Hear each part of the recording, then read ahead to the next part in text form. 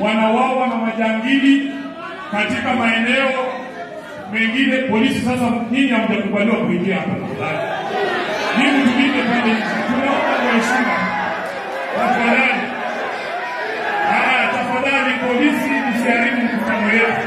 Sisi tunawaheshimu, sisi ni ndugu zenu, tuko na amani. Tafadhali polisi, msiharibu mkutano huu. Sasa wanaingia kufanya nini? Tafadhali kwa heshima. Kama kuna kiongozi wenu anataka kuongea, akuje tutampatia microphone. Lakini msiharibu mkutano wetu. Mnaenda wapi sasa?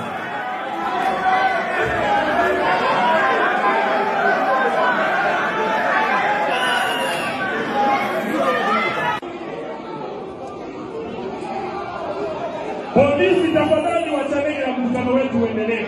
Hatuna shida na nyinyi bwana.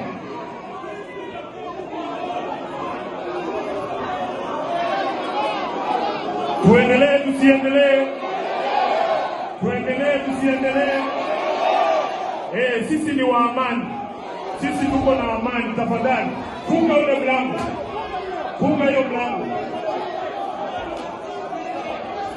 Askari polisi, hatuna shida na nyinyi tafadhali. Nyinyi ni Wakenya kama sisi, nyinyi ni ndugu zetu. Hatuna shida na polisi. Tafadhali. Oh, let me give you the news, Jeff. Sifuna is a signatory, but not a mandatory signatory. The only person who's a mandatory signatory to the ODM account is the treasurer, Timothy Bosire. So if Timothy Bosire tells you I didn't sign a check, it makes sense because he has to sign each and every check.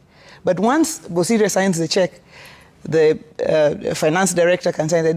There are 7 signatories, including Agnes Zani, including Betsiengo, including... So any 3 of them can sign a check and proceed with activities of the party. Because he is not a mandatory signatory. So the fact that he did not sign a check does not mean that the party did not fund that activity. That's a fallacy that has been moving, and it's good for us to clarify it. And remember, Jeff, ODM has been having NDCs for 20 years. You know, we've been